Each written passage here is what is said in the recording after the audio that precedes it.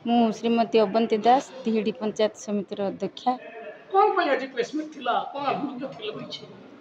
आज आमर मोर 15 जन पीएस मेंबर मु जने आम 16 जन को लेकिन आज जो ये प्रेस मीटिंग आमर उपस्थित थिलु आम समस्त को लेकिन आज ये बैठक बसला आम शासक दलर थिलु एबे विरोधी दलर 16 पीएस मेंबर एकत्रित हो मीटिंग करथिलु।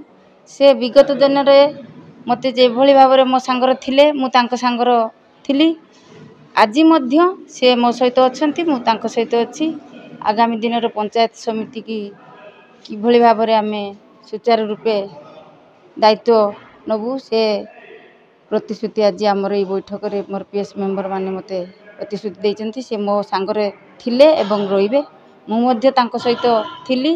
आमे विगत दिन रे पंचायत समिति रो चेयरमैन सो आमे 16 जन पीएस मेंबर भाई भौणी माने थिलु।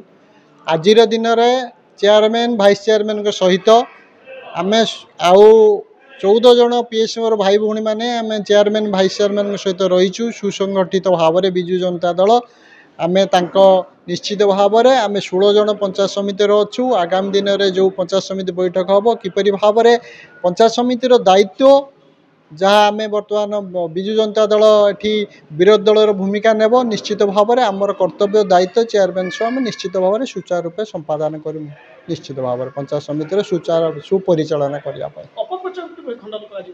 अपप्रचार किसी सोशल मीडिया कथा आम देखुचु भूल कथा आम कौन प्रतिनिधि जनप्रतिनिधि मध्य ए प्रकार स्टेटमेंट कई देना कौन प्रकार जे परिवर्तन कौन मत व्यक्त कहीं करना अध्यक्षा हूँ अन्य मेंबर भाई भौणी मैंने हूँ कहीं करना।